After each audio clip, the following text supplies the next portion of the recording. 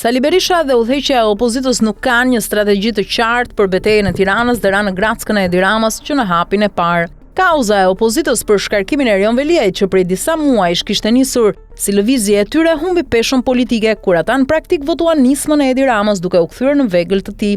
Askush nuk do ta mbaj mend se opozita e nisi e para kërkesën për shkarkim pas arrestimit të Veliajt. Në fakt, Këshilli Bashkiak vuri në vot dhe miratoi shkresën e hartuar nga Edi Rama.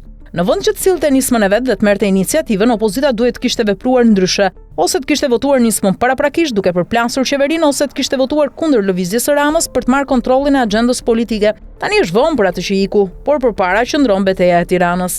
Rama emëroi Ogerta Manastirliun për t'i treguar demokratëve dhe socialistëve se vendosi për një person shumë pranë tij, një figurë me mbështetjen e tij që në të vërtetë do të vijojë të përfaqësojë influencën e kryeministrit. Përballë kësaj, opozita duhet nxjerrë një kandidat dhe një strategji plotësisht anti-Rama.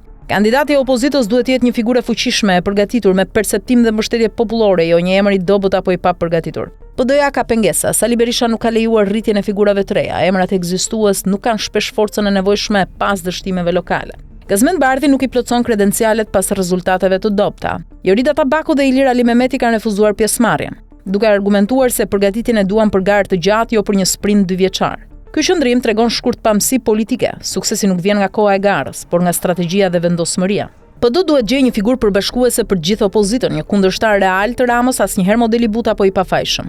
Kandidati duhet të jetë luftëtar i gatshëm të hyjë betejës me vendosmëri dhe aftësi taktike.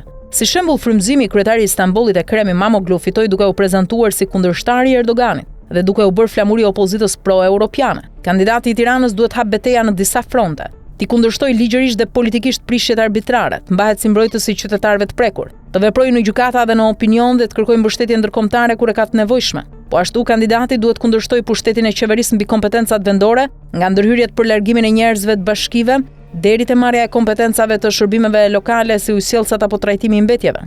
Me këto grabitje kompetencash Rama po shkel kushtetutshmërinë dhe parimet e decentralizimit. Një tjetër front i betejës duhet jetë skandali i ndërtimeve në Tiranë. Kandidati duhet të ekspozojë hipokrizinë e Ramës rreth kullave dhe të tregojë se përgjegjësia për lejet e ndërtimit i takon atij si kryetari i KKT-s. Duhet të propozojë paketë konkrete për të përcaktuar të ardhmen e kullave, teatrit dhe betonizimit, me plan konkret për rikthimin e kompetencave të lejeve te bashkia.